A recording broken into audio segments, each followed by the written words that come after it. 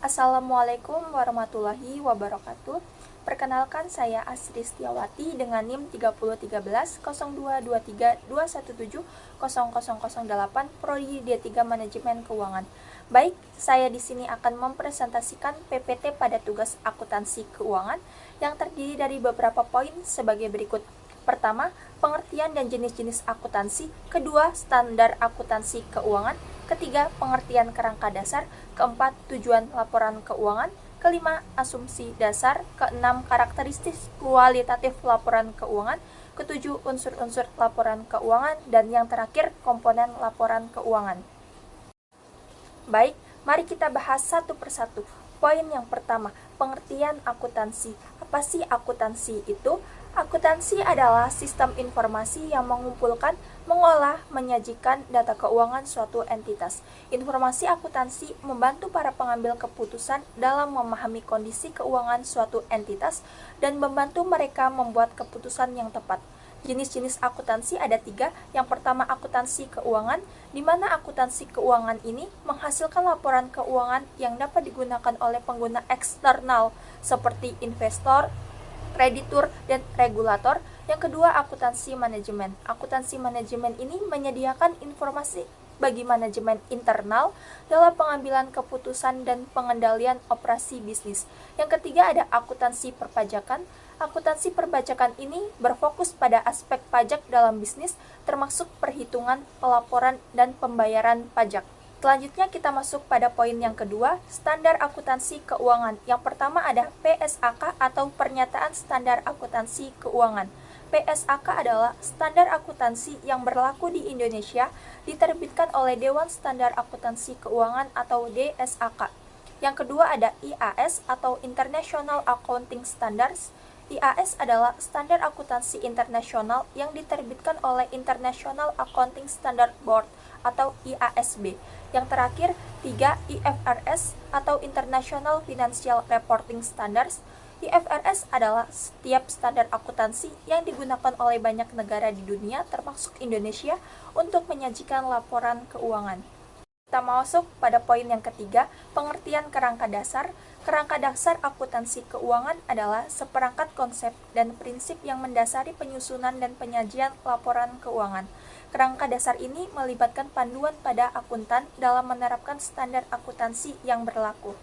Selanjutnya kita masuk pada poin yang keempat, tujuan laporan keuangan. Yang pertama, informasi tentang posisi keuangan. Laporan keuangan menunjukkan aset, kewajiban, dan ekuitas suatu entitas pada suatu titik waktu tertentu. Yang kedua, informasi tentang kinerja keuangan. Laporan keuangan menunjukkan pendapatan, biaya, dan laba atau rugi selama satu periode tertentu. Dan yang ketiga, informasi tentang arus kas. Laporan keuangan menunjukkan aliran kas masuk dan keluar dari suatu entitas selama satu periode tertentu. Kita masuk pada poin yang kelima, yaitu asumsi dasar. Yang pertama, entitas ekonomi. Asumsi ini menyatakan bahwa entitas bisnis harus dipisahkan dari pemiliknya. Artinya apa? Artinya, aktivitas keuangan bisnis harus dipisahkan dari aktivitas keuangan pribadi pemiliknya. Hal ini penting untuk memastikan bahwa laporan keuangan mencerminkan kinerja bisnis yang akurat dan tidak tercampur dengan transaksi pribadi pemilik. Dengan demikian, entitas bisnis dianggap sebagai unit ekonomi yang mandiri untuk tujuan akuntansi dan pelaporan keuangan. Kedua, periode akuntansi. Asumsi ini menyatakan bahwa kehidupan bisnis dapat dibagi menjadi periode-periode akuntansi.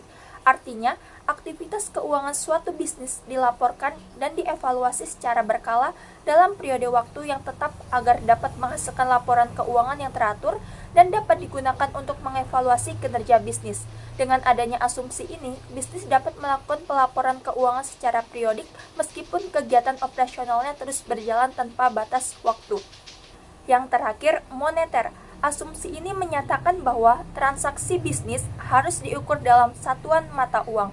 Artinya apa? Semua aktivitas bisnis yang dicatat dalam laporan keuangan harus dinyatakan dalam nilai uang, karena uang dianggap sebagai alat ukur yang umum dan stabil untuk menilai transaksi. Asumsi ini juga mengabaikan perubahan nilai uang akibat inflasi atau deflasi dan berfokus pada angka-angka nominal yang dapat dipahami secara universal. Selanjutnya yaitu poin yang keenam, Karakteristik kualitatif laporan keuangan yang pertama ada relevansi. Informasi akuntansi harus relevan dengan kebutuhan pengambilan keputusan. Artinya, informasi dianggap relevan jika dapat membantu pengguna dalam membuat keputusan yang lebih baik, seperti investasi, kredit, atau penilaian kinerja entitas. Yang kedua, keandalan. Informasi akuntansi harus bebas dari kesalahan material dan bias. Artinya, akuntansi merujuk pada kualitas informasi yang dapat dipercaya. Informasi yang andal memberikan keyakinan kepada pengguna bahwa data yang disajikan mencerminkan keadaan yang sebenarnya dan dapat diandalkan untuk pengambilan keputusan. Yang ketiga, dapat dipahami. Informasi akuntansi harus mudah dipahami oleh pengguna yang memiliki pengetahuan dan pemahaman yang wajar. Ini mencangkup kejelasan dan kesederhanaan dalam penyajian data, istilah, dan konsep yang digunakan. Keempat, kesinambungan. Informasi akuntansi harus disajikan secara konsisten dari periode ke periode. Artinya yaitu, laporan keuangan disusun dengan anggapan bahwa entitas akan melanjutkan aktivitasnya di masa depan, sehingga informasi yang disajikan mencerminkan kinerja dan posisi keuangan yang berkelanjutan. Yang terakhir ada keselarasan. Informasi akuntansi harus sesuai dengan standar akuntansi yang berlaku. Ini penting untuk memastikan bahwa informasi yang disajikan dapat diandalkan dan memberikan gambaran yang akurat tentang posisi keuangan dan kinerja suatu entitas. Keselarasan juga dapat merujuk pada kesesuaian antara laporan keuangan dengan peraturan perpajakan atau standar akuntansi internasional. Selanjutnya yaitu poin yang ketujuh, unsur-unsur laporan keuangan. Yang pertama ada aset. Aset adalah sumber daya yang dimiliki oleh suatu entitas dan diharapkan dapat menghasilkan manfaat ekonomis di masa mendatang. Yang kedua ada kewajiban. Kewajiban adalah kewajiban yang harus dibayar oleh suatu entitas kepada pihak lain di masa mendatang. Yang ketiga ada ekuitas.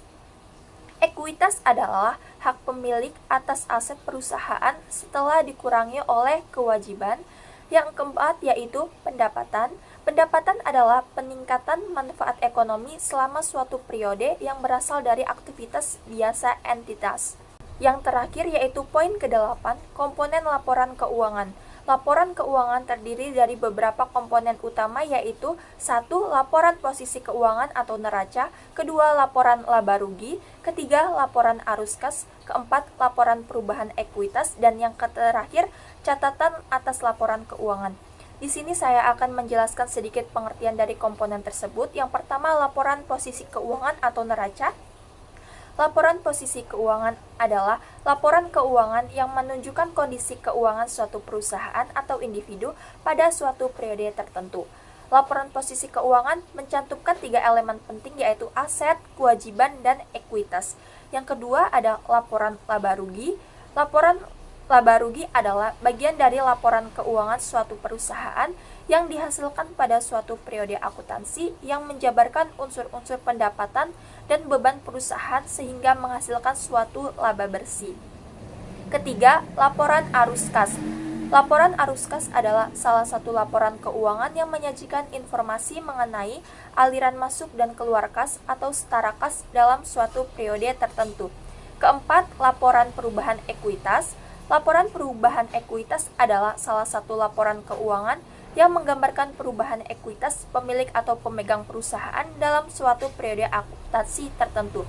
Laporan ini menunjukkan bagaimana elemen-elemen ekuitas seperti modal awal, laba ditahan, tambahan modal, disetor, dan dividen berubah pada akhir periode. Yang terakhir ada catatan atas laporan keuangan. Catatan atas laporan keuangan adalah bagian penting dari laporan keuangan yang memberikan penjelasan rinci dan informasi tambahan mengenai pos-pos yang terdapat dalam laporan keuangan utama seperti neraca, laporan laba rugi, laporan arus kas, dan laporan perubahan ekuitas. Baik, itulah hasil presentasi saya. Maaf apabila ada salah kata. Terima kasih. Wassalamualaikum warahmatullahi wabarakatuh.